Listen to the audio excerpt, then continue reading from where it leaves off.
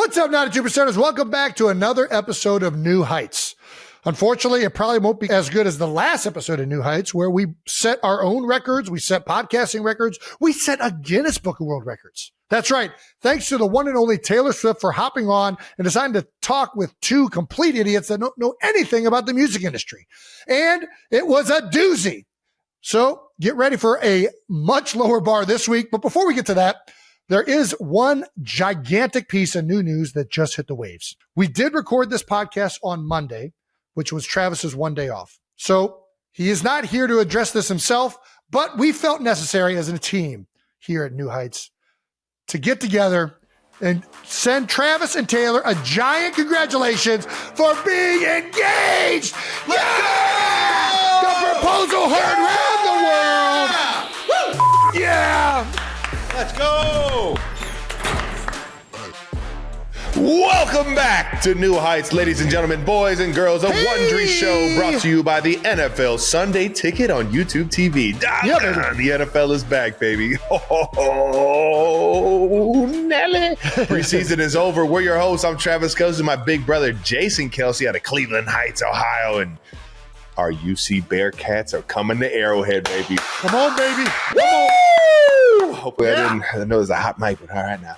Oh man, I'm pumped for these cats to come into Arrowhead and go to work on Nebraska, man. Same. You know, I think we got a great team this year. I've been hearing a lot about Sorsby at QB. I know we got a good offensive line, defensive line, man. We just got to put a full 4 quarters together, baby. And I know the boys at Bussin are sweating. I know they're sweating. Nebraska has a good team too. A lot of people are picking them. There's a lot of confidence over there. I don't know if it's real confidence. What's that? Well, a lot of them are picking them to like potentially win the SEC, aren't they?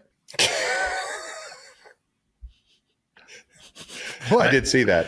They're in the Big Ten, though, for anyone that believes that news is true.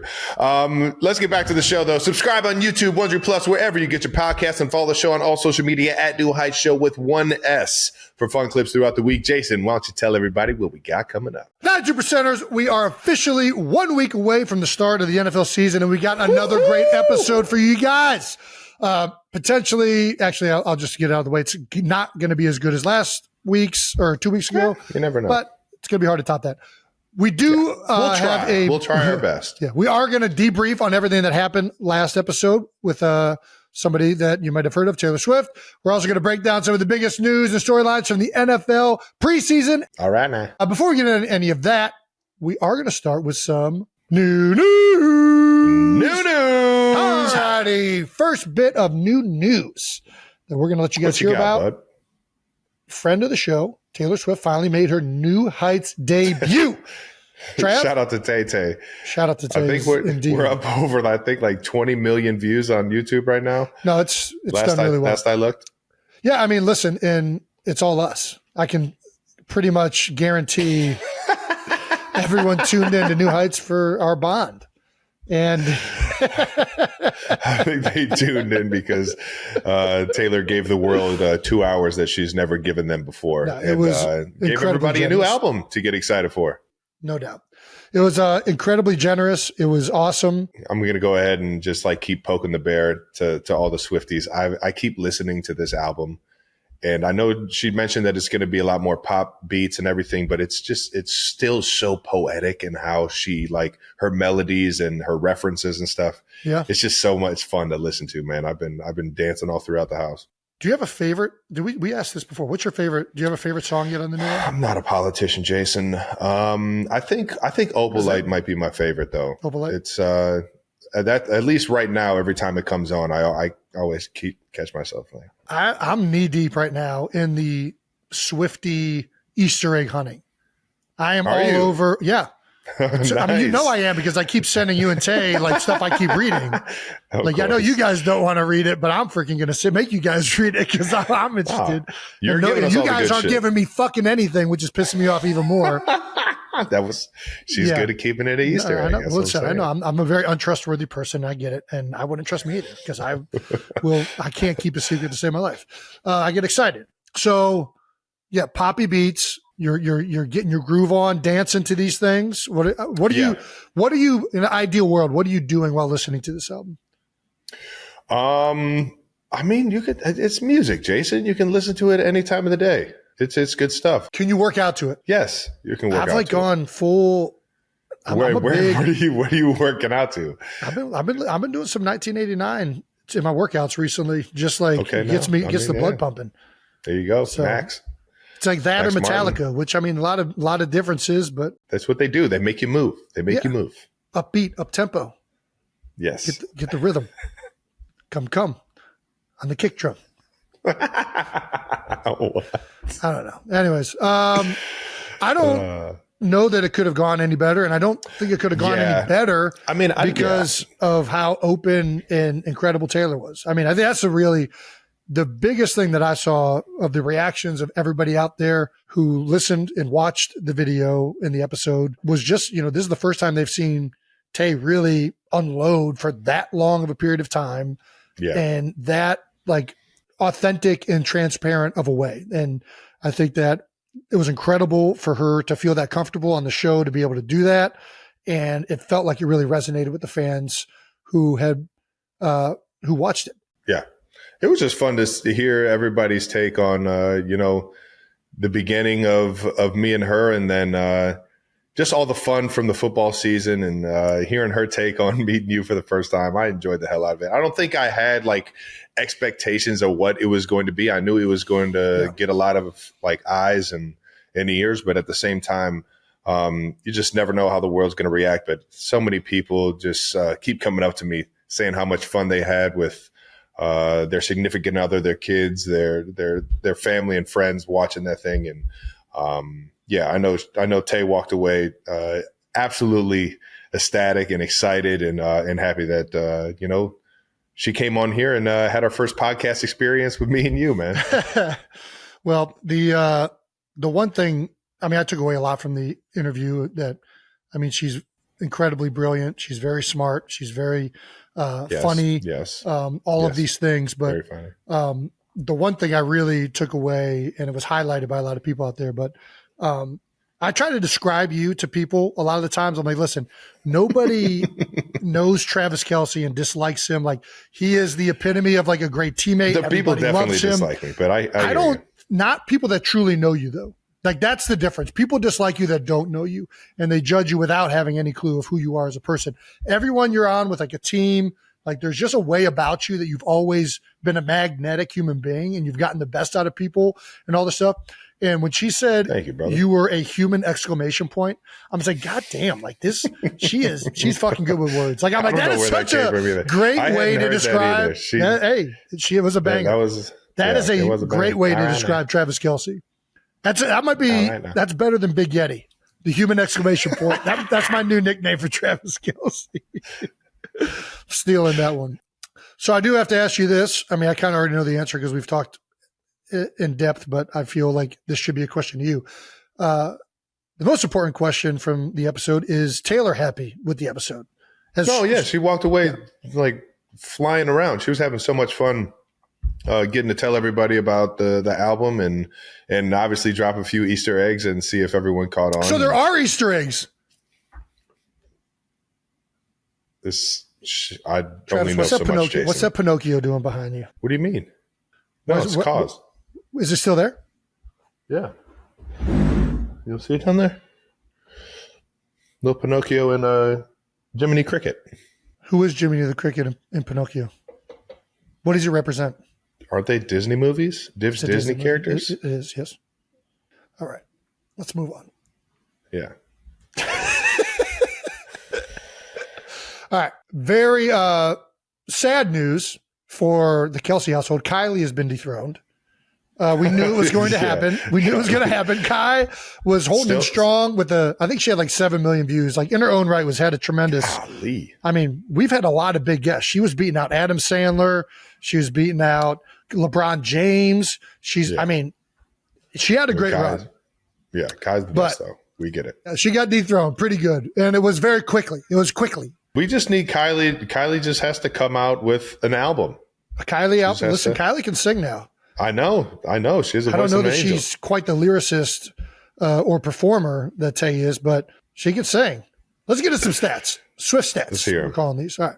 Within the first 72 hours of Taylor's debut on New Heights, this is going to be similar to her intro right here. There were 379 million views on Instagram, including a record-breaking IG reel. That's right. The most viewed IG reel of all time happened in this time frame, which is crazy. Yeah, that's insane. There were 61.6 million views on Twitter, 34.5 million views on TikTok, 15 million views on YouTube. This is all within the first 72 hours. I see you shining, girl. 1.3 million views that were live on YouTube, which broke the record for the most concurrent live views of a podcast, I believe, of all time. New Heights passed 3 million followers on Instagram. We gained 400,000 plus new YouTube subscribers since the episode launched. And we also broke the record for the most concurrent podcast listeners ever. We already kind of said that. Thank you, Ty. So, yeah, it's all downhill from here. I don't know. I mean, we'll never touch anything remotely close to this. Yeah. Unless Taylor wants to come out with another album. And even then, like, people are going to be tired of listening to us. So, yeah, this is. I don't know. Everyone sees Jason Kelce in a different lens now. I think you're. Well, that too, which. Didn't necessarily notice until someone made the reference. So great job on you on picking the right color. This was not the right color. It's way too dark. It looks like it took shoe polish to my face, Travis. Do you know how we did this? Because I told you we were doing this.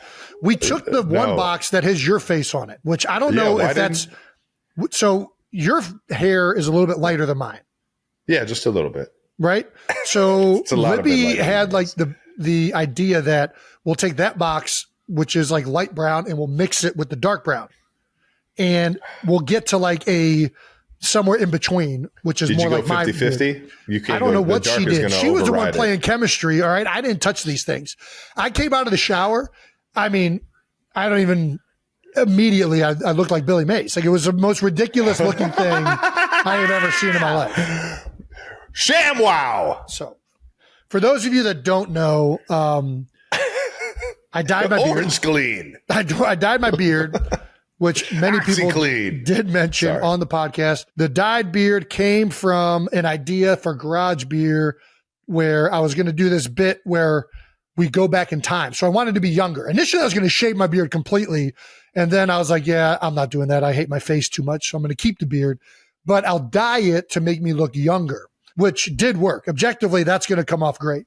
But yeah, we didn't play chemistry very well. And I ended up coming out a little darker than I was expecting. And I miss my grays. I can't wait for this to grow back out. It is kind of growing on me, though. I do feel like I look pretty good with the dark beard. I'm not going to lie. But I just don't. Himself. I am. Yeah. So, yes, I did dye my hair. I didn't. I want to emphasize, though, I didn't do it out of a desire to look. Well, yes, I did do it out of a desire to look. I didn't do it to try. I didn't do it out of vanity. I did it for a bit. That's all I'm saying. I think there's a distinct difference. It's okay to be a little insecure about your grays. That's Jason. Not why I did. I like my grays. Gotta love it. But no, back to the world seeing you in a new lens. Jason, you crushed it. I was over here I was so wrapped in what Tay was saying that I forgot we were trying to interview her, because it's hard to interview someone that you love. You're just kind of like there to make sure that they're enjoying themselves. And the entire time, Jason's over here playing Barbara Walters. keeping the podcast on track. Keeping the podcast on track. Everyone said you were the MVP. Everyone thought, how great of an interviewer you are. And honestly, we both claim that this isn't that. Like, this show is very much. We're not. We're just here to have a conversation, to have some fun, talking about some cool shit. For sure. Like, Jason actually kept it, asking great questions, kind of dumbing down some of the stuff that Tay was saying. Not necessarily dumb it down, but just make it more clear to the people that aren't familiar with the industry. Like, you were killing it as a. No, I was doing it for them. Man. I wasn't being stupid. Yeah. I was doing it for them. My favorite was the face. Once they caught you with the face, like.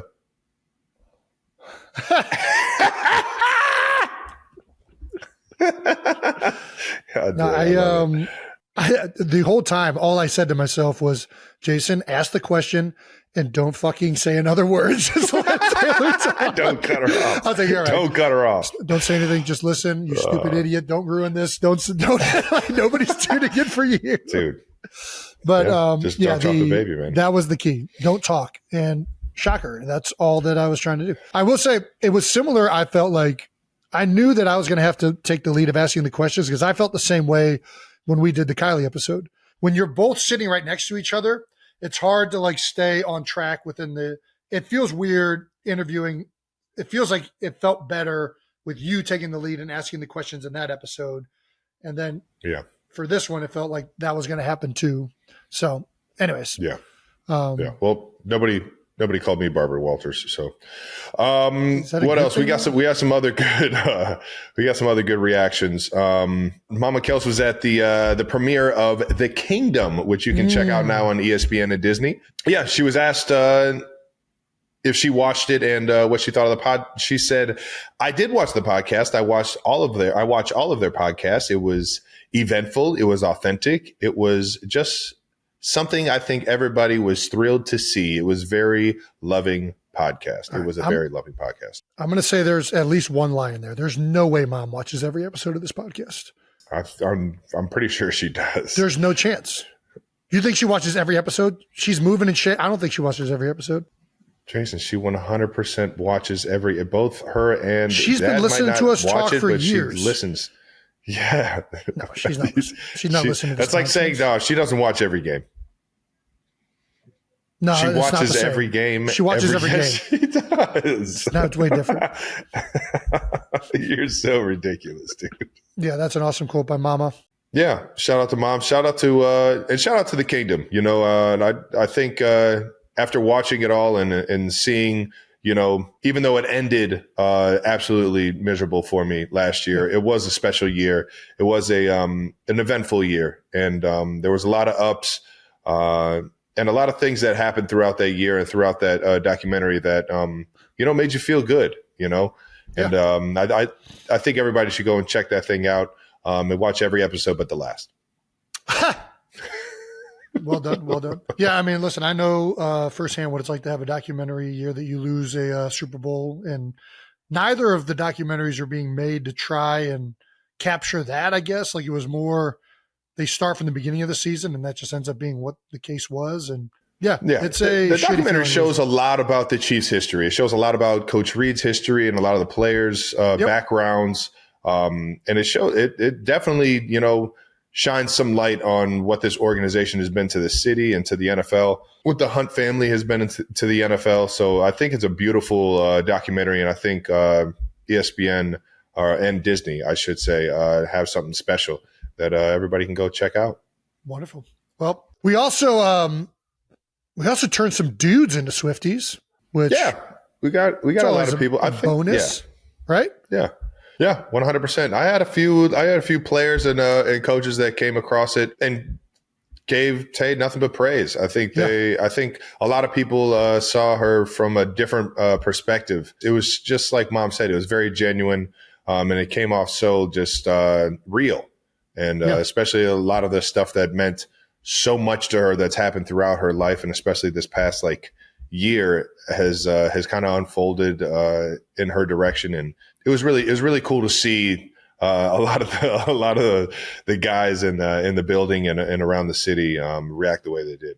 I heard a bunch of comments, even specifically about because obviously navigating social media in today's age as like a current player is something that takes some getting used to. And I thought her answer of how she navigates the noise was just so unbelievably well said. And I had multiple people reach out about it. Like, man, she just that is such an incredible way to think about how to navigate that and not think of yourself like you're the center of some ecosystem and it's not the way it really works. And it was such a well-stated thing.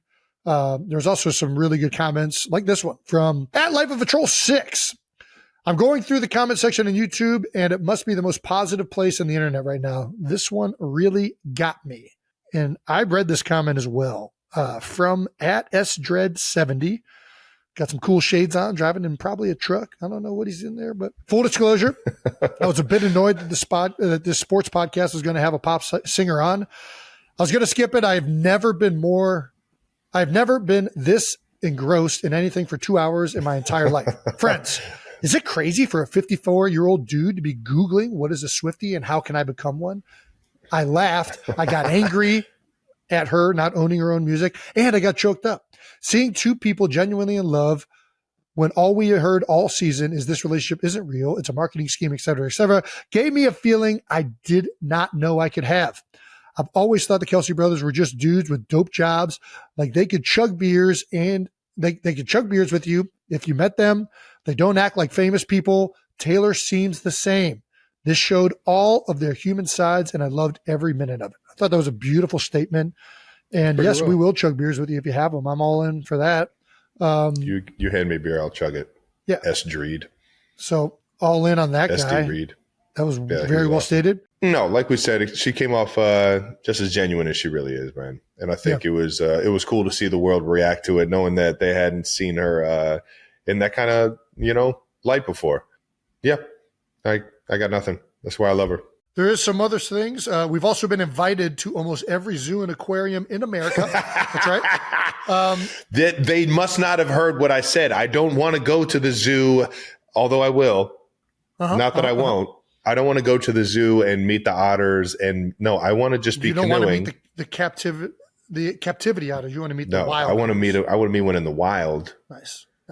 That comes swimming over to me or needs help somehow and screams or screeches for me to help it. Oh, two rescued otters. That's halfway there. Yeah, they're They rescued rescued otters. these In the zoo. You could spring them free at the zoo. Get them out of there. Come here, little buddy. Yeah, smuggle them out. Come with me. Yeah, you're not seeing the full plan here, Travis. You smuggle them out of the zoo, and then you put them in the water. It's a Free Willy situation. The next news it's headline, a Free Willy situation. Otters Stolen. disappeared from the Kansas City Zoo. They think they're rescuing them. No, we're rescuing them from the zoo. From the rescuers. Yeah. Set them free in those Rescuers down lakes under. in Kansas City. That's right. We got some creeks. Around Hey, here. otters would do great in the Ozarks. Dude, I love the Ozarks. So, what are the top 5 wild animals you wish you could domesticate? Bear, number 1. I would love to domesticate a bear. I would have a bear. What in a kind of bear, heartbeat. though? What kind of bear? I mean, I'm a big grizzly guy. I would take a black bear too. Big old dancing bear. Hell I would yeah. take a black bear though. Like if you could fully domesticate Baloo? a bear, All right. that would be incredible. That'd be pretty cool. What's another one? Tiger? I've thought about it. We're not cat guys. We'll do cats. Like they're I love okay. tigers because we were the Cleveland Heights Tigers. Like Yeah. I'm going to put it on my list. It might not be, I'm going to put it at 5. I'm going to put it at 5. All right. Just because. So number 1 I've bear, always- 5 tiger. What's the number 2 animal we would domesticate if we could domesticate it? I'm gonna go wolf. Having a freaking like big ass dire wolf would be. No, you already pretty have damn a sick. wolf, Jason. You Nah, already but have these a wolf. things ain't like a timber wolf. Have you seen a timber wolf? Have you seen how big them fucking things are? No. They're badass animals. You just walk around like Jon Snow with your fucking tiger, with your fucking dire wolves next to you. Be pretty badass. Bulls are what are you talking about? Those are definitely domesticated. They're He's just so trying. I know domesticated what they you're don't doing, exist. I know what you're doing, Brandon. Like there's not the stereotypical bull does not exist in the wild. It is only there because it is domesticated as a form of livestock. You know what I'm talking. You know what I'm talking about. Those bulls are not. Those are not pets. You're going. Those are not pets. This is another. Not the thing. There's a videos lot we of send back and people- forth. Not the videos we send, but those aren't those are- friendly. Those are pets. What else? What are good? Everyone's thinking like my entire feed's otters. And in reality, it's just, So we got 1 bear. We got 5 tiger. Are we it's making just any? bulls putting their horns through people's faces. That's a great. I mean, those are fun videos. Little cowboy poker never hurt anybody. Yeah, I never heard a single soul. Well, watching the video doesn't. Oh yeah. Gorilla, chimpanzee, Yeah, I'm down with monkey. primates. Like the friends monkey, like the friends monkey, or like Ace Ventura monkey. Yeah, monkey that doesn't fling poop or try and rip your face off would be a great pet. They're all kind of into that. Well, that's what I'm saying. This is if you could domesticate it. So we'll go 1 bear, 2 some type of primate, 3. I'm going Otter, dude. I don't know. Oh yeah, what else. Otter would be fun. They in, seem dude. like fun animals. Yeah, land and water. Like, are you kidding me? Yeah, semi-aquatic. So we need one more. Give me one more. Dolphin. We got to go aquatic. I'm not going aquatic. That's you. I'm not in the water enough. Oh, that's what I'm doing. You know what? Dude, it's a good point. We can bring SeaWorld back right now. Let's do this. SeaWorld is a lot more than just Shamu and Namu, or Shamu and Nomu. Nomu? What the fuck are you talking about? What's Nomu? Dude, you got to deep dive, dude. Bro, I'm telling you, orcas are like it goes otters, orcas. If it was healthy for the orca to domesticate it, it would be a pretty badass animal to have domesticated. Free Willy. Yeah. Yeah. Free Willy, man. Yeah. Let it live in the ocean. It just comes back to you. Yeah. Nice. Well, shout out to KC Zoo. Shout out to top 5 domesticated animals. Dude, this photo of you from the GQ shoot with the otter and his hands up is so good. It's just incredible. You kind of look like a person version of an otter. Like you kind of got a little otterish to you. The hair is definitely helping out. We also had a viral TikTok audio. I think we all know that if there's one thing male sports fans want to see in their spaces is more of me on their screens, or on their screens is more of me, with a bunch of people commenting. Alona Mar, Livy Dune, Mina Kimes, even Kylie Kelce. Hey, shout out Kai. On Not Gonna Lie said, it's so good. I love this audio so much. I love all the women in sports using this trend. Men, get used to it, suckers. Suckers. Kylie's funny as fuck, man. She is. They're in charge of our collective sanity. I don't get it. Yeah, what's that mean? People were really concerned that Jake and I were in charge of this episode. Why? I don't know. There's a lot of doubters out there. Brandon and Jake do a wonderful job each and every week, and they did not drop the baby. They nailed it. Well done, guys. Didn't drop the baby. No. I didn't even, man, this is the longest I was ever trusted with a secret.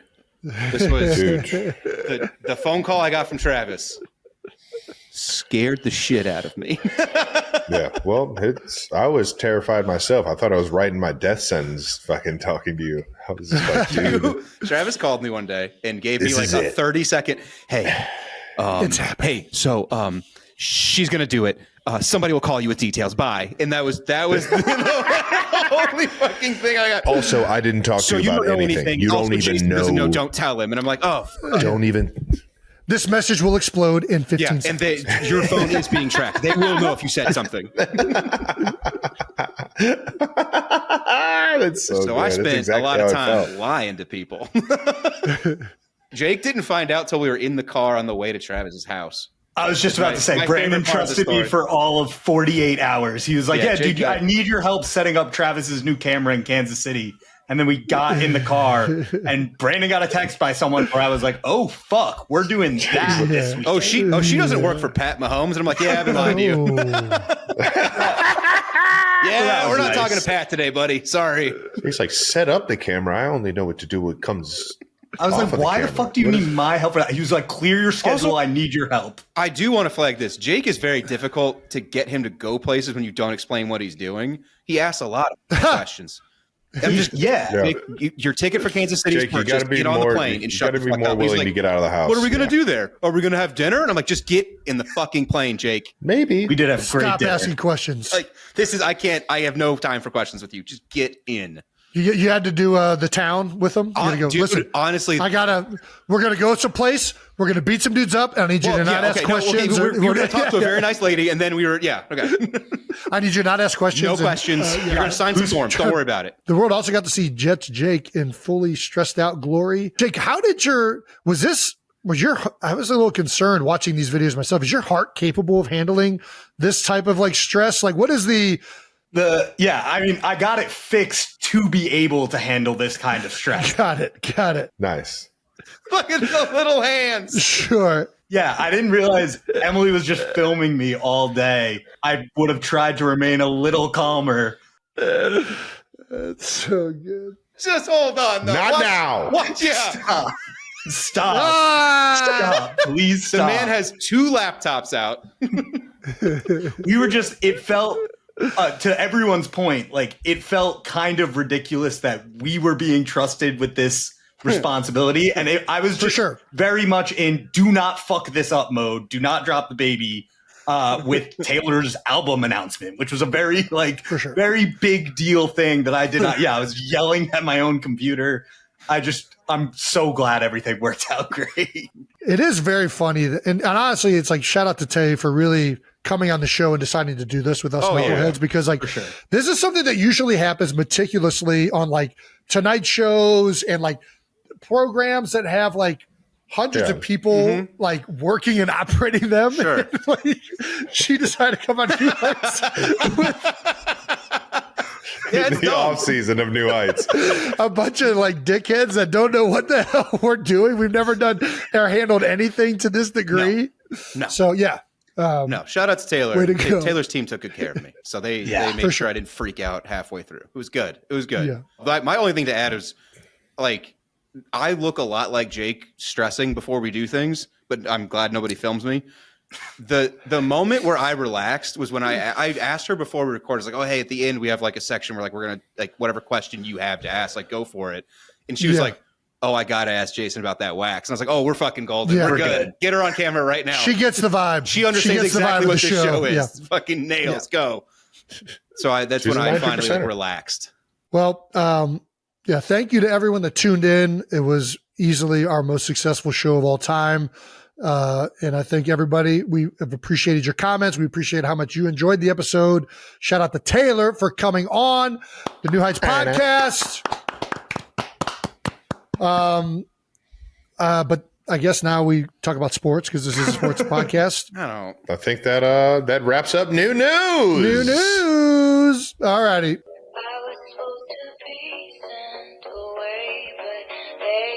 All right. Are we allowed to play this? I don't know. She sent it to me. I don't care. Should have sent me a gift that plays music. We're going to get to meet her legal team so soon. I can't wait. Yes. Can't wait. Thank you to our partner, NFL Sunday Ticket on YouTube TV. All right. Now, you know what's better than watching your favorite NFL teams on Sunday? Nothing. Watching every game every Sunday. Okay, that's what's better. And now you can do that with NFL Sunday Ticket and YouTube TV. Look, we get it.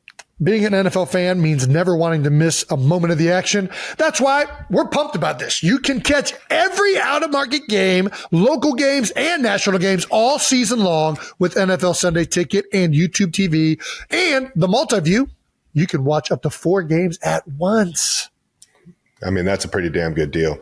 And I got some new news for you. That's right. New users can score NFL Sunday Ticket for just 8 payments of $34.50 a month. Oh, that's right. Nice. Every game, every Sunday, all in one place for just 8 payments of $34.50 a month. No more jumping between channels or missing those crucial plays. Just pure NFL action when you want it, where you want it. All right, now. I like that. Ready to level up your NFL Sundays? Just head to youtube.com/NH and sign up right now. Local and national games on YouTube TV, NFL Sunday Ticket for out-of-market games, digital games, and commercial use excluded. Base plan required. Device and content restrictions apply. New users pay $276 or 8 non-cancelable payments of $34.50 a month. First charge to purchase. Payment plans not available everywhere. Terms and embargoes applied. No refunds. What he said. That is the recap of the Taylor Swift episode. Let's get to some bold topics. Bold Topics is brought to you by NFL Sunday Ticket on YouTube TV. Travis, we got football to talk about. It's back, baby. It's officially fall. Man. Labor Day is Monday, and then we're done with the fucking summer. We're on to fucking gridiron football. That's right. We're back. The Eagles are back. The Chiefs are back. Whoever you root for is back. Whoever you hate is back. I mean, that's what's great about football. You get to hate people. You get to love people. You get to root for people. You get to root against people. Of it all. You get all the emotions. Yeah. You get teams you don't give a fuck about. So let's start with a team that a lot of people that tune into this podcast give a major shit about, and that's the Chiefs preseason. Travis, you're fresh out of St. Joe's. You're back in Kansas City. We are 2 weeks before the opening game of the NFL for the Chiefs in Brazil. What are your thoughts on the Chiefs preseason to date?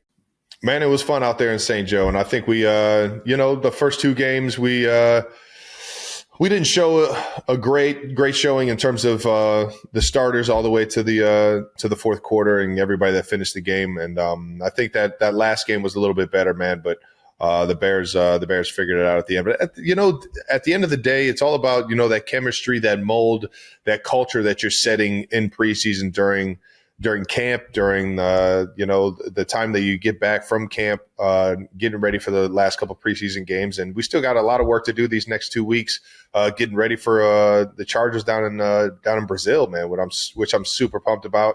By the time this episode comes out, I think we'll have the 53-man roster set and everything. But right now, it's still kind of in question with where we're at right now. But I couldn't be happier with how the tight end position is, how the offense is rolling right now. All the excitement. Patty Mahomes was out there the other night against the Bears, having a grand old time, smiling, laughing, making plays, and we got to see what that offense kind of looks like for that first quarter. And it's just it's an exciting time, man. I know I trust Brett Veach and Coach Reed and our scouting department to get the right guys on this team and to get the right guys if we don't have them right now. And it's going to be a fun year, man. And I think the Chargers are a huge team, are a great team, and as everybody's healthy going into everybody going into that first week is healthy, and we're going to get everybody's best shot as usual. And I'm just I'm fired up for it, brother. Dude, the Broncos had one of the best defenses in the NFL last year. They're returning Bo Nix going into his second year. The Chargers have been revamped. They look great. The Raiders, Chip Kelly, fast-paced offense. They got Pete Carroll, one of the most successful head coaches. Think about the head coaches in your division. Pete Carroll, Harbaugh, freaking Andy Reid. We got some Hall of Famers, man. And freaking Sean Payton. I mean, it's an insane conference when you just think about the head coaches that are involved of leading these teams. It is potentially the deepest the AFC West has been in a long time. That's what you love, man. I love competition, brother. I'm here for it. I think, last year it was a competitive division. And this year you're going to see a lot of the same. A lot of teams are making moves. I'm interested to see what Geno looks like in Vegas. I'm interested to see, how that the Chargers team looks one more year under Harbaugh, where that culture is embedded a little bit more. And obviously Sean Payton has done nothing but great things since he's been in the league, let alone in Denver. And it's just, a lot of those young guys are going to keep making strides, and it's a huge test to what we have in Kansas City and how we do things to keep trying to find ways to win and stay on top of this division, man.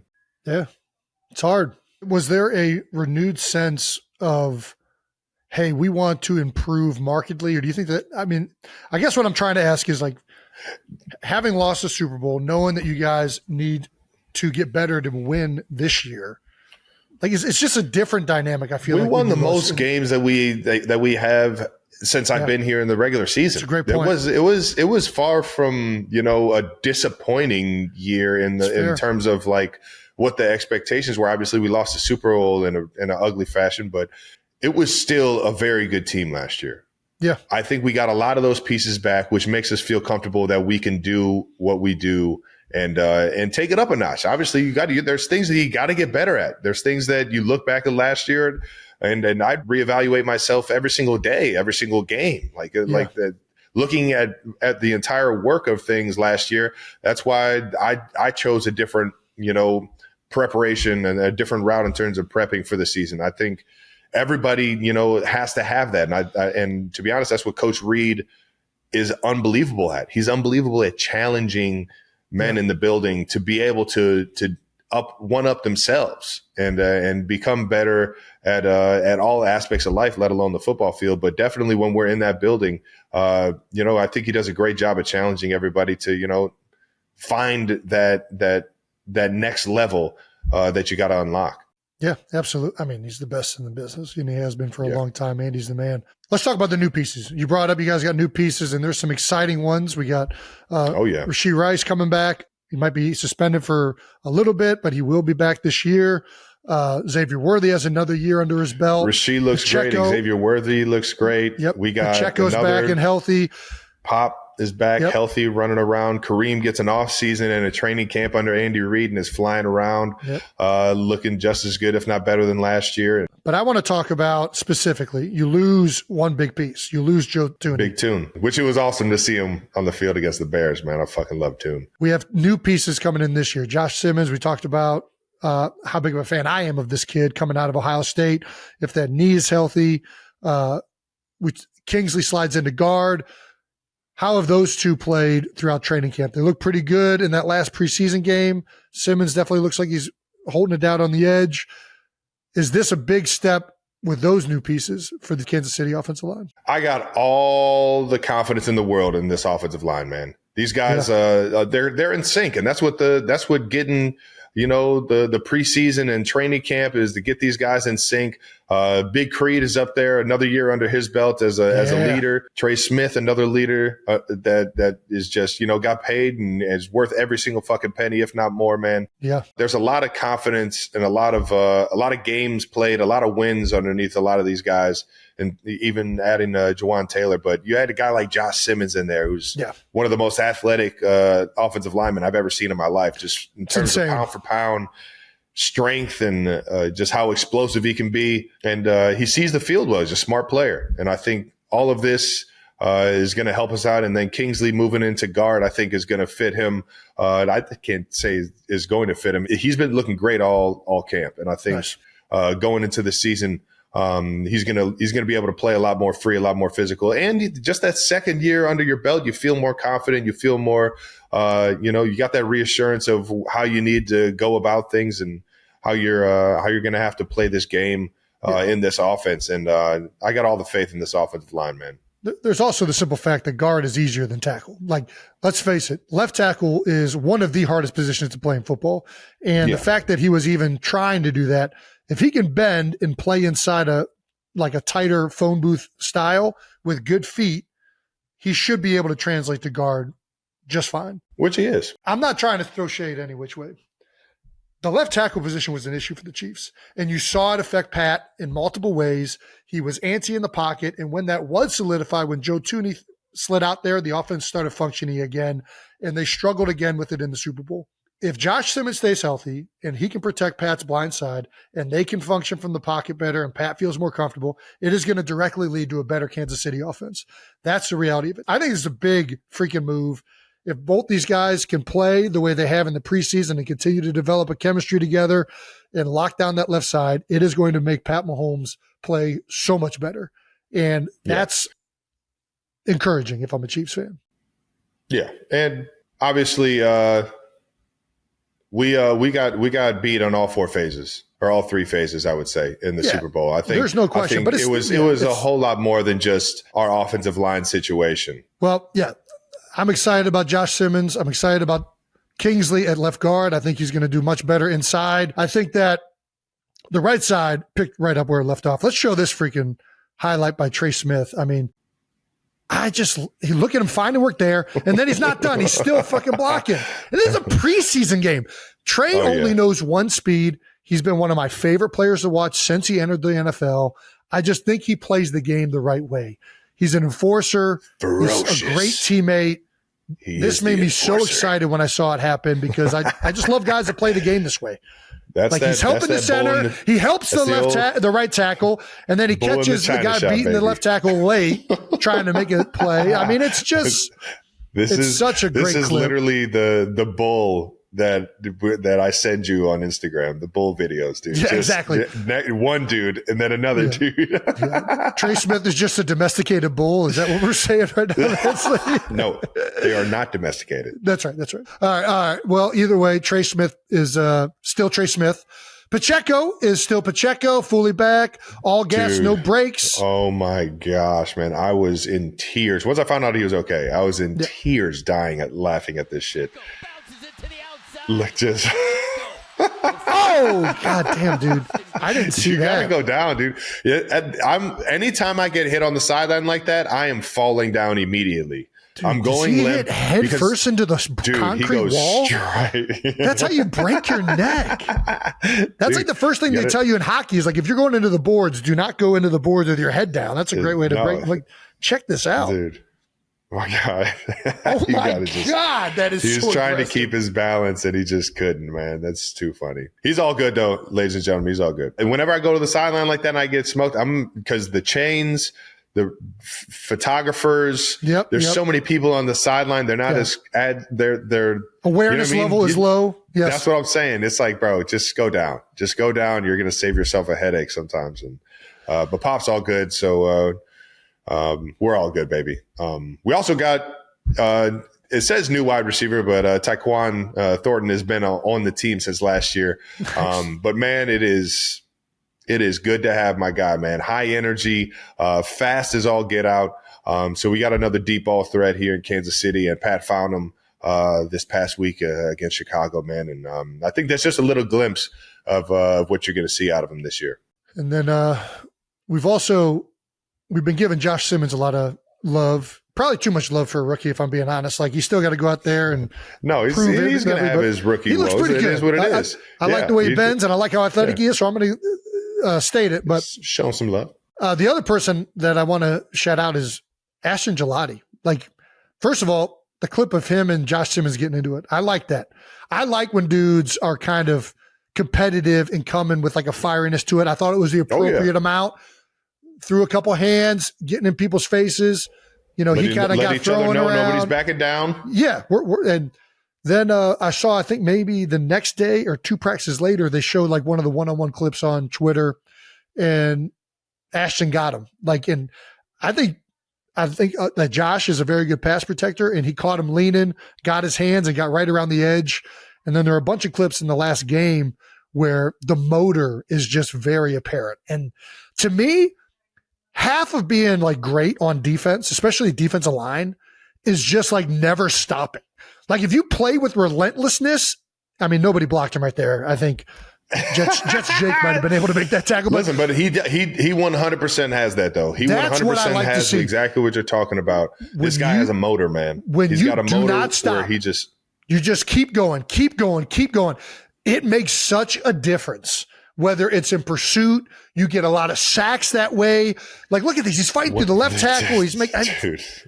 He's going to play his fucking gap in the run game, and he's going to get to the quarterback eventually. And the thing is, when guys play with motors like this, that does something to the quarterback. The quarterback's watching that on film all day, and he's just thinking in his mind, he's coming. I know he's coming. If he isn't here initially, I know it's happening. I know he's on the way. And a guy like this is, I think I saw him flying around on special teams and back around. He's fighting through. He's fighting through. Yeah, he's got a good punch. He plays his gaps very well. He's technically sound. I got a lot of love for him, man.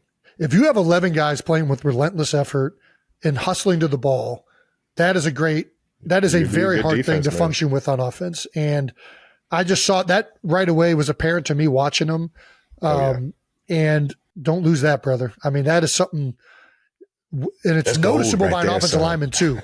Like, you want to play the guy that picks and chooses, and every once in a while, when he knows he's not going to make a play, he's just kind of standing there getting his energy back. Yeah. I want that guy all day. I don't want the Aaron Donald that is like fighting tooth and nail to get to the quarterback. I don't want that at all. Just get to the ball, man. Yeah. Chiefs offense through the first quarter of the preseason final against the Bears, 12 first downs, no penalties, 193 net yards, 10 points scored. Patrick Mahomes averaged over 11 yards per passing attempt, which is huge. There's been a lot of topics being brought up about Mahomes not in the Chiefs offense struggling to make plays down the field. We saw some of that this preseason. Hopefully that can catch back up for the Chiefs. I don't know. Do you want to add anything else with the Chiefs side of things? It's a fun offense. When Pat's out there throwing the ball all over the field, 80 yards downfield, making plays in tight windows in the red zone, running around, throwing touchdowns, you know what I mean? Extending plays, having fun. That's when we're running the ball well and the offensive line can get their mojo going, getting after guys in the ground game. It's such a well-powered offense, and Coach Reed knows how to dial this thing up. And I'm fired up to show the entire league what we've been working on all preseason, man. Well, speaking of one of the best offenses in the NFL, Papa Kelce thinks that this is going to be one of the best seasons for Travis Kelce. I don't know if you saw this quote from Papa from Pops on the red carpet. I think you're going to see one of the best seasons Travis has ever had. Travis is in incredible shape. Travis is ready to go, and I'm excited about that. Okay, Big Ed. He in particular referenced the work you've been putting down in Boca. So, yeah, Papa Kelce is calling it now. Big year for the Big Yeti. I mean, human exclamation point. Sorry. And shout out to Big Papa Kelce, though, man. Hey, look, go ahead. I got you. I'm fixing for a hell of a season, too. In terms of shape, I don't want anybody to think that – I don't want anybody to get that out of context. I know. I'm always in the best shape that I could possibly be in. I think the difference this year from last year and even the year before that, I think, is just the attention to the fundamentals that I'm honing in on. I think I was down in Boca working with Tony Villani and working on a lot of running strides, working on explosive movements, working on back end speed, acceleration. I was working on a lot of things that will translate to how I move on the football field. Yeah. And that's where I think everyone is seeing the difference, is that I'm being more precise with my fundamentals. I'm being more precise with my movements, which is making me seem and feel more agile and more explosive. So I think that's one of the biggest things is getting down there. I think Tony does a great job with helping guys with form and helping guys understand and train that form in a way that you really see the results over the course of a month to 3 months training with them. I think a lot of the times in an off season, you're always trying to train and do things to improve on areas of weakness from the season before. And you're trying to train in a way that you're going to be better the following season. And something that happens as you get older is your body changes and you start to have to realize like, hey, I can't do this kind of training, or I should start doing more of this because I need to do more of X, right? Yeah. And for me, and for every player, you go through this, and you've been in the NFL for a very long time, highly successful. And I think that going and doing this training is you trying to capitalize and move and do things more efficiently and better than you either did them last year or you're trying to hold on to that. Does this make sense? Like 100%. No, that's what I went down there after watching and feeling just how I got off the ball, how I was in and out of breaks, what my top end speed was. And I went to Tony. I was like, I need to get off the ball a lot more explosive, and I need to get my top end speed back to where guys can respect me going past them. I think that's going to help me out. And then on top of that, just working the fundamentals and in terms of stride, and then just going through his regimen on how to get that out of the guys that are in the building with him. Yeah. So it was 100% a focus on that, knowing that over the past 2 years, I've come to an understanding that that's what I need to focus on. Yeah, exactly. I think, and as I'm getting older, you learn and you start to feel things, get away, or you start to feel things kind of go down. And feeling that after last year, I was like, man, if I just train these things and I get that back a little bit more than what I had last year, I think I can play this game at an even higher level. And I'll give you like a prime example from my career. Like we were in Chip Kelly's offense for 3 years, where really what magnified me as a great player in that offense was my speed, explosion, and acceleration. And that's what I trained heavily in the offseason. And in the no huddle, you don't have to worry as much about the power of the game because the defense is more fatigued, and the no huddle takes care of a lot of that aspect. The first year we went back to a huddle offense with Doug Peterson, it was apparent like, oh no, I need to like work on my technique in stopping a bull rush more. I need to work on that off season. I like reaffirmed strength and squatting heavier and doing things in a different way because the system that I was in mandated that more. You know what I mean? Yeah. And I struggled with certain things the year before. So it's like, of course I'm going to work on those things a little bit harder in that off season. I feel like as you get older, you lose more of the twitchiness and the quick stuff. So you have to do more to retain that stuff moving forward. Yes. Yeah. You know what I mean? Like when you're younger, you can just I can just walk out on the football field, didn't even need to warm up, and I can go run full speed right now. As you get older, it's like, oh, I should probably be doing soft tissue stuff. I can't just go out there and do this. And that's something that every player, as you go off in your career, is having to go into those fields more and more and more. So yeah, 100% hear you. All right, Jason, let's talk about your preseason. And you're still very close with the Eagles, so we'll tie you into a lot of what the Eagles have going on. How did you spend your preseason? I've been to a few practices. I always like to go back and go to camp. You'll find this out. My guy just loves football, man. This guy just loves some ball. You'll see it. You'll see it when you do eventually retire. You miss being in camp. You miss being around the guys. You miss talking football. I was with Joe Thomas this offseason. He said it really well. Like, you build up this wealth of knowledge your whole career, and then all of a sudden it stops, and there's not like an outlet to talk about all these things. And going back to camp gets you talking about football again, gets me around Stout, gets me around the offensive line, gets me around Nick Sirianni, and I get to talk about something that, I built like over a decade's worth of experience and knowledge of, and I like to it's hard to not do that. So I really enjoy. I'm very thankful for the Eagles for letting me go back and get that. Oh yeah. Well, they'd be silly not to let a fucking perennial all-star, future Hall of Famer not come back into the building and spit some wisdom, man. Everyone saw you spend a couple of days at Eagles camp with Big Stout, man. How's our guy, Coach Stoutland, doing, man? I mean, he's the same old guy. Can't fall asleep, like relentless energy. You want to talk about, we just talked about Ashton Gelati's like relentlessness on the defensive line. Oh yeah. I feel the same way about coaches. And that's like the one thing that has always stood out to me about Stout is like, he just is relentless. He's never going to stop coaching you. He's never going to let you fall asleep in the meeting. He's always, it's like, it's so repetitive. He doesn't get bored of it. He loves doing it, and he's passionate and intense about it.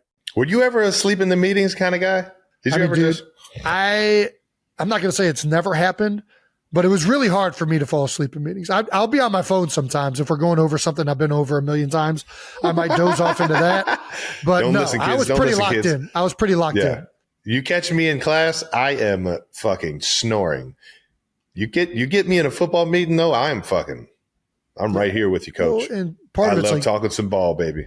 Center has to be dialed in. I mean, they're in charge of a lot of the calls, in charge of setting everything up. So it's a position that you can't really afford to be disinterested in the meeting. But I just love hearing Coach Reed and some of these coaches talk about their positions. I do miss coach talk. That's one thing I miss in retirement is listening to a coach install plays, motivate you for a day. Like I miss Jeff Stoutland's motive. We should have a weekly segment on New Heights, Coach Talk, and just have like a video play of like a prominent coach fire us the fuck up for the week, because those are my favorite parts. Those are my favorite parts of like Hard Knocks. Yes. Of these like, dude, you get a coach in there, start telling guys to stop being fucking soft. Man, that's some of my favorite shit, man. I need that stuff. I'm soft as shit without coaches telling me to do that. But listen, the offensive line is in great shape. We got Jordan. That's one of the things that's fun about for me going back is watching guys that I was there with now in elevated roles and being older guys. Like Jordan Mailata has developed into such like a great personality and leader in that building and on that team. Landon Dickerson continues to develop into that role. Cam Jurgens in his second year. Tyler Steen had a great camp. He's a guy that's always had the physical attributes to play and play well at guard. And you've just been waiting for it to click on a more consistent basis. He did that this year against Jalen Carter, one of the best defensive tackles in the NFL on a weekly basis. And then my highlight of camp, the highlight of me being there, joint practice with the Cleveland Browns. Dude, I got to watch in practice Lane Johnson and Myles Garrett go up against. I got to watch two of the best of this decade just casually doing one-on-ones. Yeah. And doing team drills. Two of the best offensive lines in the National Football League, deal with the other side of the ball. Like, Batonio, like everybody, like you had some specimens out there. Yep. Just a big old, a bunch of guys drinking beer drinking guys. Oh, yeah. Landon was. So when we went up to Cleveland, Wyatt Teller and those guys had beer waiting after practice. So I think Landon was returning the favor, even though his knee was hurt. He was unable to be out there. He was drinking beers all practice. Yeah. I mean, listen, there's one way to rehab a knee issue. It's to drink beers. I think we all know that. Everybody knows that. Garage beers help you. But no, I mean, it'll give you life. There was a moment in that practice where I'm like sitting here And Myles is usually over on the left side, right? He's not over on the right side. And we line up for one-on-ones. And the offensive. I'm sorry. I always speak from the offensive perspective. Right. But I go out there for one-on-ones and I see Myles Garrett lines up on the right side. And in my head, I'm like, dude, I'm about to watch like these two dudes go at it. This is fucking insane that this is happening right now. And Lane tried this tricky little set that he's been working on and got beat clean inside. Mm-hmm. See, that's the thing, but that is also strategy by Lane to whip this out in a one-on-one. I'm like, well, brother, are you kidding me? More power to you. He's like, I'm going to fully test this. You whip it out right there in joint practice. You whip that shit out on fucking Sunday. I'm going to fully test this out right now. Yeah, fuck yeah. That's a clear vet right there. But that's the thing about a lot of people don't realize in these, not even just the joint practices, one-on-ones in general. Yeah. Guys are testing things out. So you don't necessarily get your full, like, oh, he beat him, he's better than him. Like, no, some guys are working specific techniques. You know what I mean? At the end of the day, that's the goal. I want to beat this guy in one-on-one. That's the love of football is like you get to beat a guy, the guy that chooses you man to man across from you. You know what I mean? Like that's the love of it. But at the same time, like don't get wrapped up in this guy's, a better player than the guy that he just beat just because, you saw a one-on-one rep. At the end of the day, the field is based off of 11 one-on-one reps, but what you really need to focus on is how they work together as a team. But obviously, when you get a guy like Lane Johnson and Myles Garrett going one-on-one, man, that's some fun. True. I think that's fun action. I think Myles he wanted to go see what it felt like to go up against Lane because he had been on the left side a couple years ago to joint practice. That's why you see him go to that side. Hell yeah! And watching that, and it was a lot during the practice, and watching those two go at it, I was just like, I don't know, man. I haven't been that giddy about something at like a practice in a long time. And it was just so cool to witness that take place, to be honest with you. I was like, man, I'm really lucky to watch these two dudes freaking do this right now. Like, this is fucking awesome. And then there's also, they still got Saquon Barkley. They still got Jalen Hurts. They still got A.J. Brown. They still got Slim Reaper. Dallas Goedert shook somebody so bad in like a tag-off drill. I mean, sneaky elusive. I say so sneaky underrated. Because he's 6'6", 250, 260.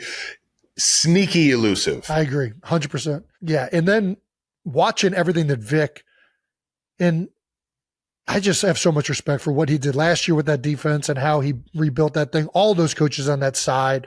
Obviously the players still had to go out there and play, but I think between Vic and Clint Hurd on the defensive line and Bobby King as a linebacker, they coach their positions so well. They can be so multiple. They'll whip zero out of nowhere. They'll play a 6-man front, then play max, like a 4-man rush and play coverage behind it. They'll play a 5-man front. They'll play a 4-man front. They do it all, and they somehow get it well coached to the point that everybody's dialed in and knows what their assignment is. And that is something that is not easy to do. So just, it's really fun to see in practice the offense have to rep all of these different things and know that when the game comes, they're going to have seen all of these scenarios already. And I think it really helps the offense be ready for when those things come up in the game. Man, practice makes fucking perfect, man. You guys got great coaches and great players all coming back, man. But as just like we got, man, you guys got a fucking tough division out there. And you're right. And DC is Giants D-line. Abdul Carter and freaking New York. Dexter Lawrence.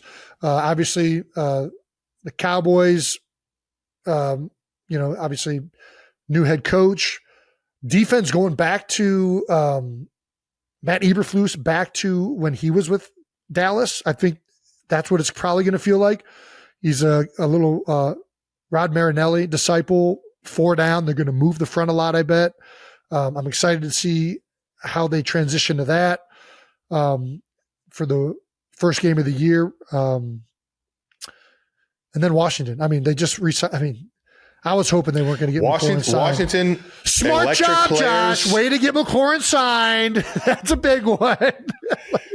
electric skill players on top of veteran team. Mm-hmm. You got Bobby Wagner, you got Zach Ertz, you got, two of my favorite teammates of all time in Andrew Wiley and Nick Allegretti. And I mean, just so many more guys on that team that are just, I think are going to take that team to the next level, man. And they were fun to fucking watch last year, man. They were flying a tough team around. To beat. I know we got a Monday night, man, and that's going to be it's going to be cool to see Jaden in person, man. They were beating the brakes off of the Cincinnati Bengals in the preseason game, which Cincinnati's defense, we'll see how they do, but it's also just a preseason game. Yeah. They added Laramie Tunzel, which I think they're investing in everything they can do to capitalize on this quarterback while he's on this rookie contract, which is why I was so surprised that it took so long to get Terry signed. It's like, listen, guys, you got a small window here while Jaden is cheap. Like, you need to strike now. And they finally shored that up. That's a big part of their offense and their ability to stretch the field vertically. Then they have all the RPOs and the reads and the quick screens underneath that really get freed up. So it's a fun offense to watch. It's a fun team to watch, and everything being a second year in all of those systems, you'd think that they'd be far improved. So I'm looking forward to the NFC East this year. I still think it's Philadelphia's division. I think that they're the most talented team. No doubt. And yeah, man, I was thoroughly enjoyed going to camp. Oh, let's get into some other stuff that you had going on in the preseason, man. You can see this T-shirt I got going on. You had the debut of Brewmite II with Chuck Liddell. Dude, how about that? I got knocked out by Chuck Liddell. Not many people can say that. Dude, how cool was that meeting Chuck? It was incredible meeting him, but it was terrifying doing this scene with him. Like, I'm like looking at him. I'm like, dude, you could just see that this dude is like, he could knock me out in a fucking second. Like, this dude is a badass motherfucker who lived it. Like, you can see it just in his eyes. I'm like, dude, I am like in this right now. This could go sideways in a second. I feel like Liddell eye to eye, as if you were going to fight him. That's funny as fuck. But yeah, it was a very fun moment.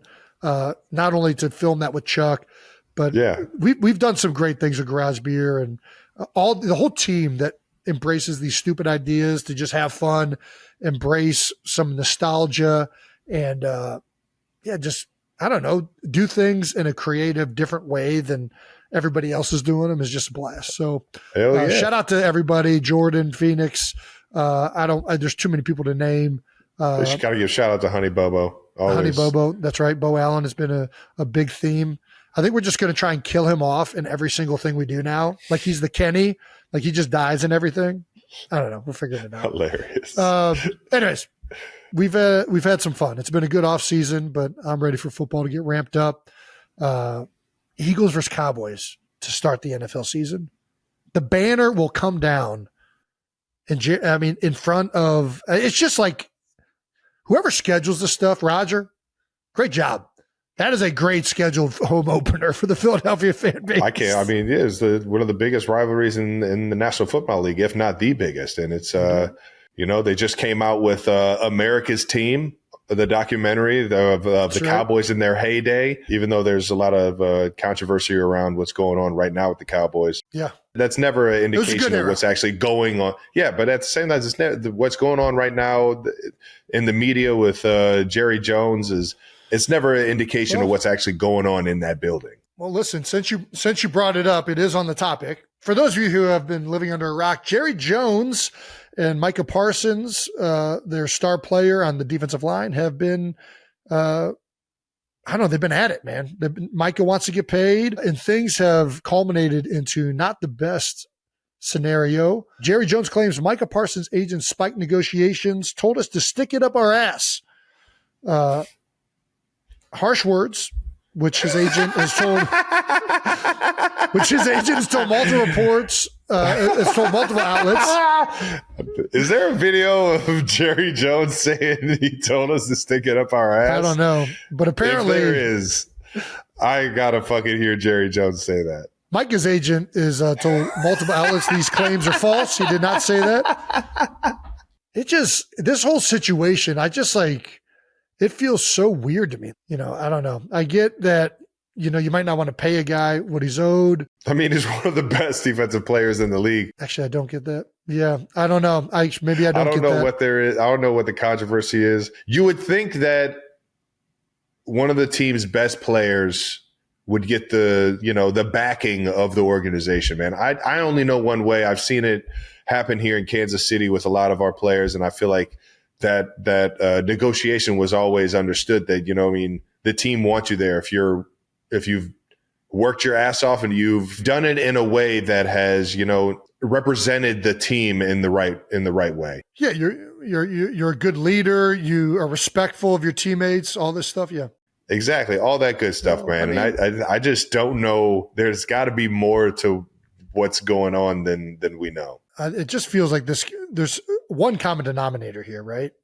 And that's Jerry, right? Like Jerry is kind of the issue of a lot of things that people have brought up for a long time in Dallas. And, there's part of me that really likes Jerry Jones. I respect this old school acting.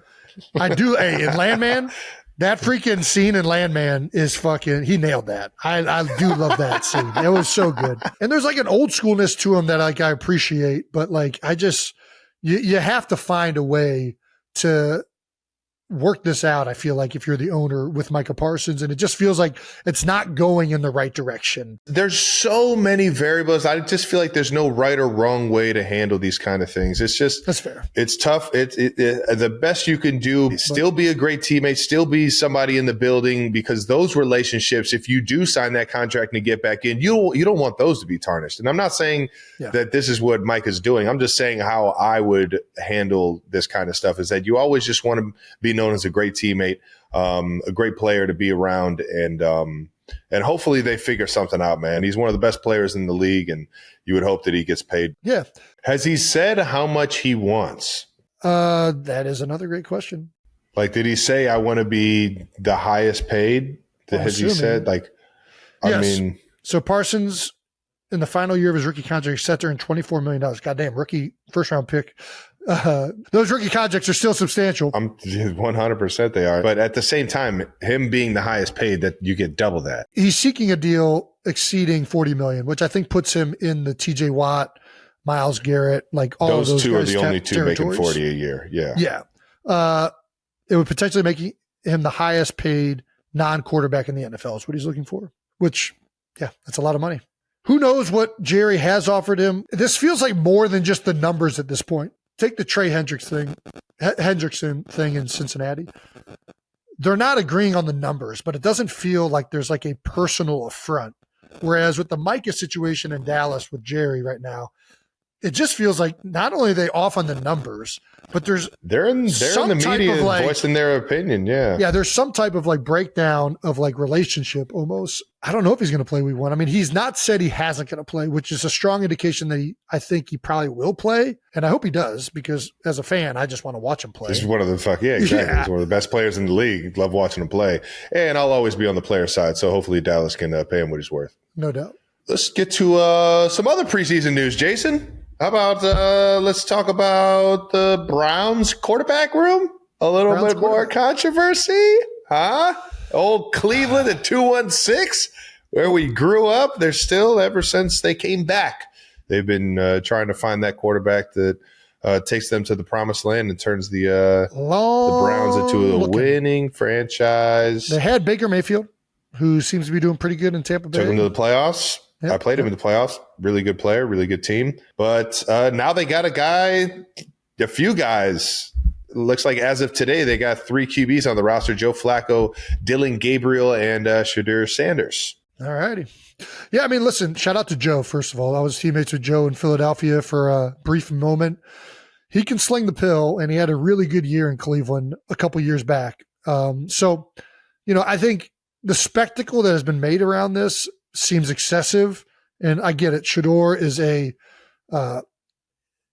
whole story with the draft and him sliding, and then the way this has unfolded, it has led to a lot of noise in the media, downright conspiracies, which has been a very fun thing to read and watch take place.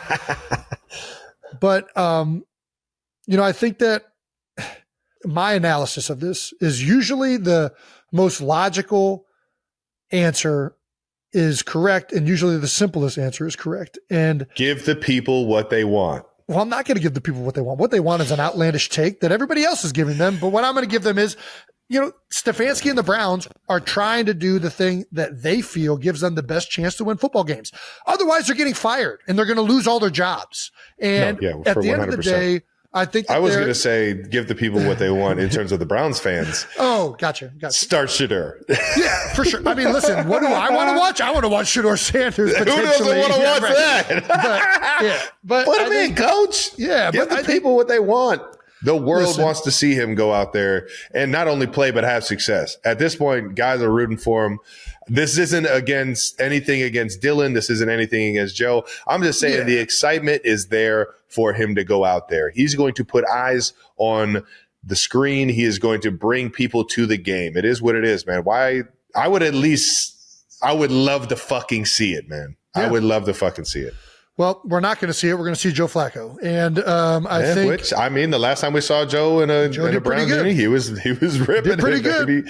He was ripping. He took him to the playoffs. I can't emphasize this enough. I think that at the end of the day, the reason Joe is starting is because Stefanski and them have the most amount of trust that he's going to go out there and it's not even. It's like. There are a lot of times guys look great in practice. There's a lot of times rookies come in and there's a lot of excitement about them. Coaches oftentimes feel comfortable playing guys that they trust more and they feel more confident. They can expect a certain amount of performance out of them. And I think right now they have that more with Joe Flacco than either Dylan Gabriel or Shedeur Sanders. And people might disagree with that. And that's fine, but that's clearly the way the Browns feel. Rest assured, if the Browns and Kevin Stefanski felt that their best option and the most confident option they had to win games was Shedeur Sanders, they would be playing him. Like that is not, they're not going to go out there and not do that. I don't believe that. I just don't. You can't tell me that. I'm with you. I 100%. I agree with you that, and they are doing probably the right thing. But I want to see 12 go out there and sling it. I want to see. Yep. Exactly. It's the most exciting. It's the attention. It's like, I think he's shown that he can be an NFL quarterback in the preseason. I think he's done a good job since he's been in there. I'm not going to say that he's, of course. Yeah. If I'm evaluating him, I'm like, he can play in the NFL. So because that he should be the starter? From a fan's perspective. No, give me this fellow nonsense. Clevelander. From a fellow Clevelander, I'm trying to see him shake. Just because you're trying to see him shake. That'll get me the most excited to watch the game for sure. Okay.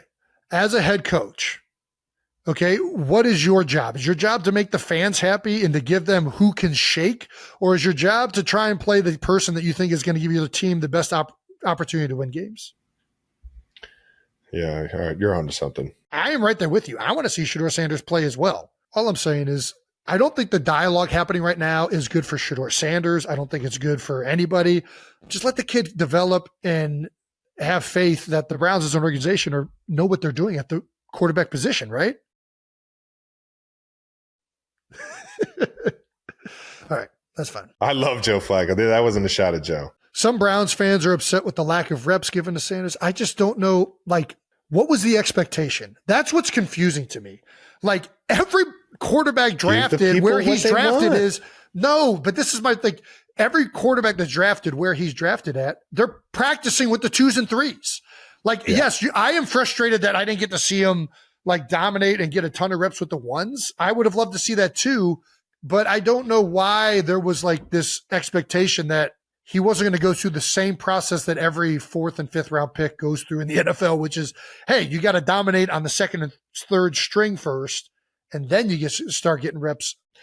Listen, I say all this as a fellow Clevelander, and I hear with the chatter around Cleveland and how everybody just you get Deion's son in the building. He enjoys being in the limelight. He enjoys being on that football field. He's got excitement. He's the showman when he plays. It's just it's so fun to want to root for that. It's fun to imagine what it would look like if they let 12 go out there and shake it, man. Yeah, I mean, that is the fans' perspective. The way these battles usually work is it's a competition, but the teams have in their head who they think is going to win the competition leading into it. That's almost the way all of these competitions and position battles take place. And if one person shows above and beyond that they are outperforming the other guy, they usually win the competition. If that doesn't take place, the team usually resorts back to giving it to the person that they expected and have confidence in leading into the competition. Yeah. I think that pretty much is how this all took place. I don't think it was some outrageous conspiracy. I don't think that it was a major disservice. I just think that this is the way it unfolded. And it's not the last opportunity Shedeur Sanders is going to get. He's going to get plenty of opportunities to prove he is the guy. It's not over for him. This is just the way this season is starting. Yeah. And hopefully all of us fans get to see him play. Because I think selfishly, we all want to see it. Give the people what they want. Let them. Just let them do it. Give them the keys. Give them the keys. All right. I'm going to try and channel my inner Taylor Swift. Last thing before the season kicks off, if there's one thing NFL fans aren't getting tired of seeing is getting another edition of your NFL Sunday ticket commercial starring Jason Kelce. Jason Kelce. Hey. Dude, they are fucking good though, man. Let's see this one. With NFL Sunday Ticket and YouTube TV, Jason Kelce can watch every game every Sunday all in one place. But how much NFL in one place can he handle? Yes! Whoa!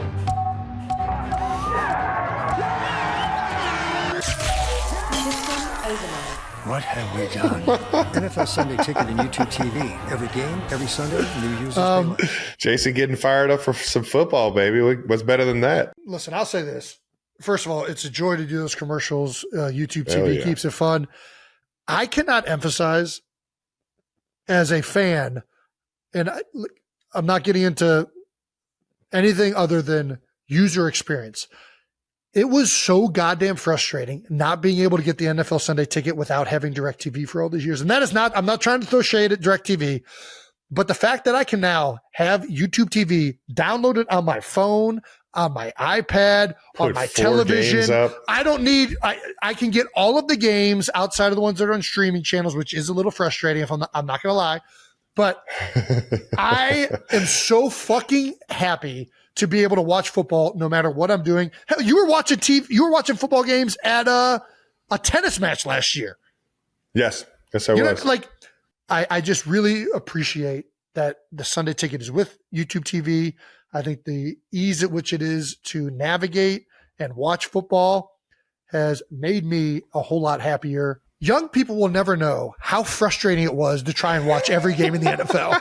They won't. Dude. You used to have to go to a bar. Like, if I didn't have DirecTV, I had to go to Buffalo Wild Wings, or I had to go down to some bar to watch all the games.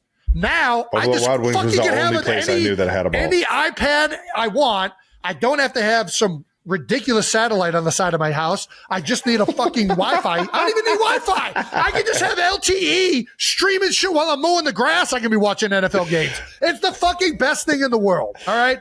It is easily one of the most happy products I've ever had to advertise, if you can't tell, because it's great. It's a great product. Yeah, dude, I'm right there with you, man. I can't stress it enough, man. It makes it so fucking easy to watch these games. Well, shout out to YouTube for figuring it out for all us NFL fans, man. We appreciate you guys. All right, and that wraps up preseason bold topics. Once again, brought to you by NFL Sunday Ticket on YouTube TV. The greatest invention since sliced bread. All righty. Well, speaking of plugging some things, Trav, you have some things going on off the field.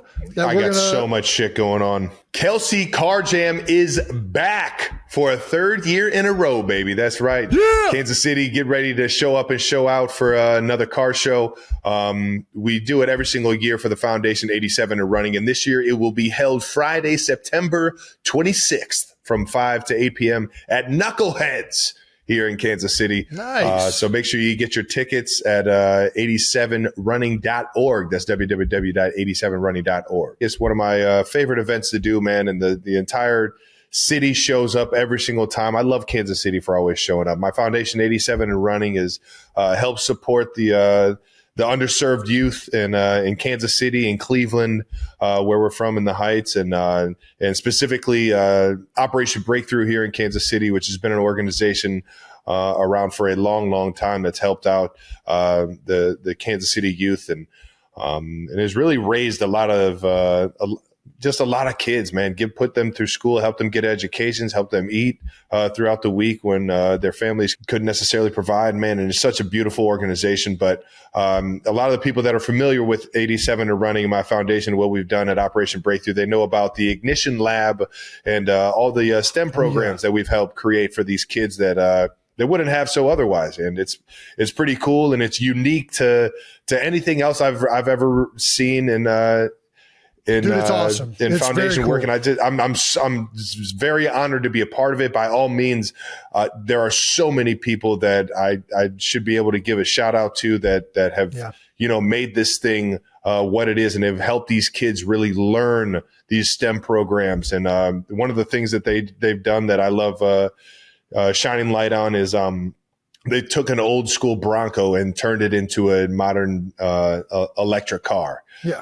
Which is going to be on site at the Kelce Car Jam. And it's cool to see what these kids have been able to do over the past, 3 to 4 years since the Ignition Lab has been up, and a lot of it would be on display. They had an old school Chevy that they had on display last year that everyone got to see. I actually got to drive it to a game last year. The Chevelle? The old school Chevelle. And, it's year in, year out, one of my favorite events, like I said, because you get to see kind of, the city come out and support its own, man. And it's such a beautiful thing. And I'll vouch for this as well, guys. I went to it for the first time last year and had a blast. There's something about seeing all of these classic cars and these muscle cars. Oh, yeah. I forgot to mention that. It's a car jam. Maybe it's a car show. It is so freaking cool. And people bring them all over from all over the state, all over the country. It's just a really fun night. And then obviously everything that they're doing over at Operation Breakthrough with the Ignition Lab. These kids are learning so many valuable skills and techniques and knowledge with Operation Breakthrough and with Mind Drive. And it's just, it's incredible what they all do down there. And the Car Jam kind of displays a small portion of it, which is awesome. Yeah. And an ultimate nod to the kids, man. Oh, no doubt. It's absolutely insane. If you're interested in hearing about it, I'm sure everybody from the Ignition Lab and the mechanic shop that's doing all these fun things with these cars, they'll be there to talk about it. Yeah. There'll be cars from all over. Last year we had a dope monster truck. Yeah. And if you don't like electric cars, they got dope ass diesel and gas powered and like. Yeah, we got it all. And I'll probably have my Chevy down there. I might even drive that thing right up to the lot. And have a few other cars on display as well. So we always get a really good show in Kansas City. Always knows how to do it, and obviously out here in the Midwest, man, everybody loves their old schools. So you'll see a lot of people showing up and showing out, and there'll be food and drinks for everybody. So it'll be a good opportunity to bring the entire fam on down. But that is not everything that I have going on. That's right. Yeah. So as of today, we will have dropped the collaboration between True Colors and American Eagle. And I am the creative director for it. It was so much fun collaborating with American Eagle. They are so professional. They have the ability to really bring everything to life that you can imagine. I wanted to make something fun, kind of like a very flowy line that kind of just drapes on you with all these cool fabrics and these really like just great colors. I'm wearing one of the hats right now, as you can see. It's kind of a suede and corduroy hat with the True Colors logo and American Eagle collaboration on the side. It's just American Eagle is just, I can't say enough about how fun they've been to work with. So one of the biggest things that I wanted to do was I wanted to,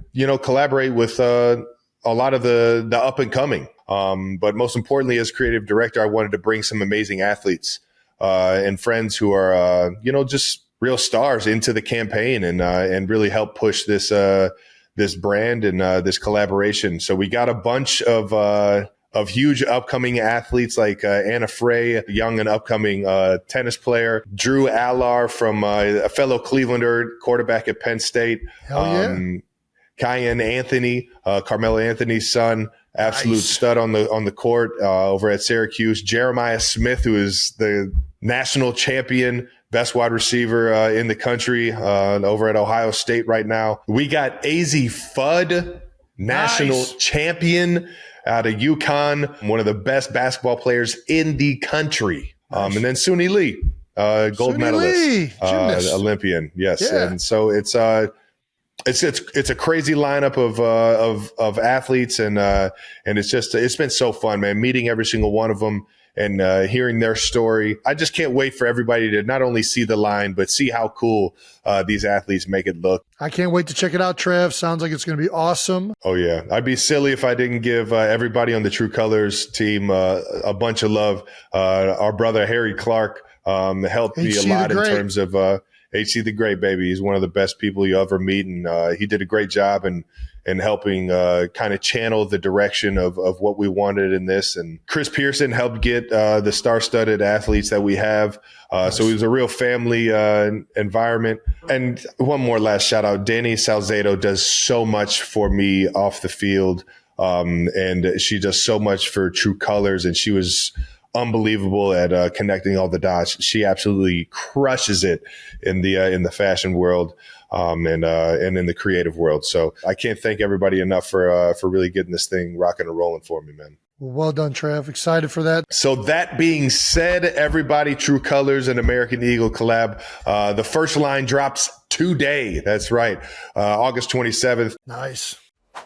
Alrighty, 92%ers. That wraps up another episode of New Heights. Make sure you subscribe to the New Heights channel on YouTube and follow New Heights on the Wondery app or wherever you get your podcasts. You can listen to new episodes of New Heights early and ad-free right now by joining Wondery Plus in the Wondery app or on Apple Podcasts. Once again, New Heights, a Wondery show brought to you by NFL Sunday Ticket on YouTube TV. All right, man. Yeah, follow the show on all social media at New Heights Show with one S for fun clips throughout the week. Thanks to our New Heights production team. And again, thank you to the 92%ers, as always, for tuning in. Can't wait to see you guys next week. We're back, baby. Yeah. Football's back. Yeah.